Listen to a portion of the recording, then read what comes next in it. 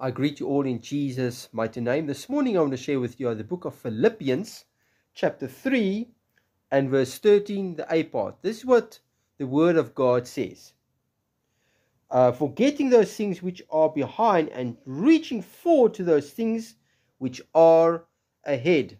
And if we go to the book of Isaiah, chapter 42 and verse 9, the Word of God says, Behold, the former things have come to pass, and new things I declare. Before they spring forth, I tell you of them.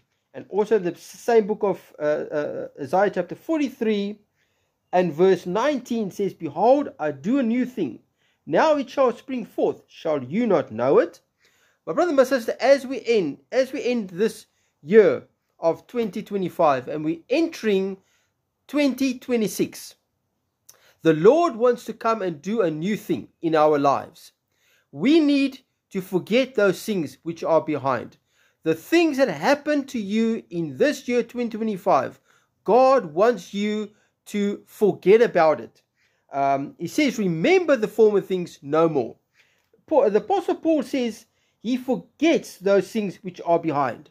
Leave those things that happened to you in 2025. Leave it in 2025, my brother and my sister. The Lord wants to do a new thing in and through your life in this year of 2026. Next year, 2026.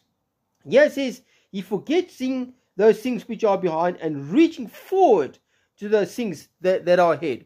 Reach forward, my brother, my sister, to the new thing that God wants to do in and through your life in this next year of 2026. My brother, my sister, God cannot do that new thing if you're still going to hold on to the former things. If you're still going to hold on to those things that happened to you in 2025. My brother, my sister, in order for God to do that new thing in your life, we need to have the attitude of what the Apostle Paul says in the book of Philippians. He says, forgetting those things which are behind. He forgets those that lifestyle, the old things, the former things that happened in the year 2025. Forget those things, my brother, my sister, and start reaching forward to those things which are ahead. What God has in store for you in this next year of 2026. My brother, my sister, leave it in 2025.